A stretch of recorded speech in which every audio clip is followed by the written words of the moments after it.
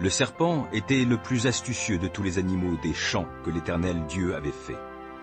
Il demanda à la femme, « Vraiment, Dieu vous a dit, vous n'avez pas le droit de manger du fruit de tous les arbres du jardin ?» La femme répondit au serpent, « Nous mangeons des fruits des arbres du jardin, mais celui qui est au milieu du jardin, Dieu a dit de ne pas manger de son fruit et de ne pas y toucher, sinon nous mourrons. » Alors le serpent dit à la femme, « Mais pas du tout, vous ne mourrez pas. Seulement Dieu sait bien que le jour où vous en mangerez, vos yeux s'ouvriront et vous serez comme Dieu, décidant vous-même ce qui est bien ou mal. » Alors la femme vit que le fruit de l'arbre était bon à manger, agréable aux yeux, et qu'il était précieux pour ouvrir l'intelligence. Elle prit donc de son fruit et en mangea.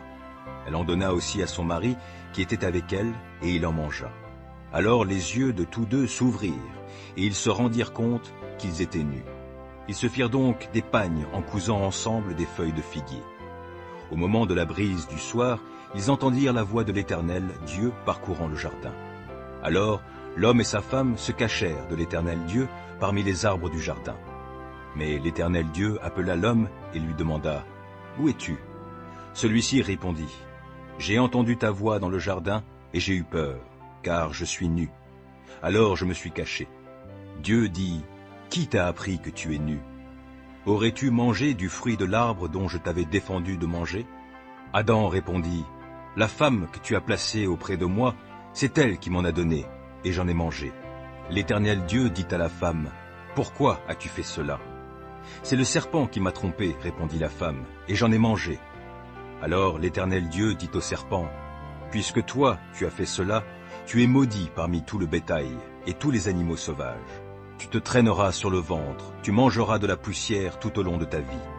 Je susciterai de l'hostilité entre toi et la femme, entre ta descendance et sa descendance.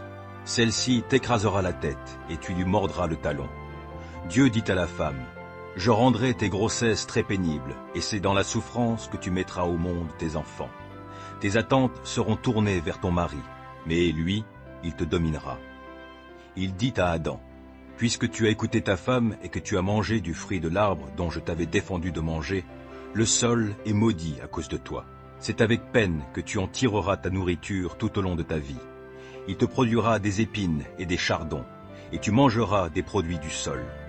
Tu en tireras ton pain à la sueur de ton front, jusqu'à ce que tu retournes à la terre, puisque tu as été tiré de celle-ci. Car toi, tu es poussière, et tu retourneras à la poussière. » L'homme nomma sa femme Ève, vie. Elle est devenue en effet la mère de toute vie humaine. L'Éternel Dieu fit à Adam et à sa femme des vêtements de peau pour les habiller. Puis il dit, « Voici que l'homme est devenu comme l'un de nous pour décider du bien et du mal. Maintenant, il ne faudrait pas qu'il tende la main pour cueillir aussi du fruit de l'arbre de la vie, qu'il en mange et qu'il vive éternellement. » Alors l'Éternel Dieu le chassa du jardin d'Éden, pour qu'il travaille le sol d'où il avait été tiré. Après avoir chassé l'homme, il posta des chérubins à l'est du jardin d'Éden, avec une épée flamboyante, tournoyant en tous sens pour barrer l'accès de l'arbre de la vie.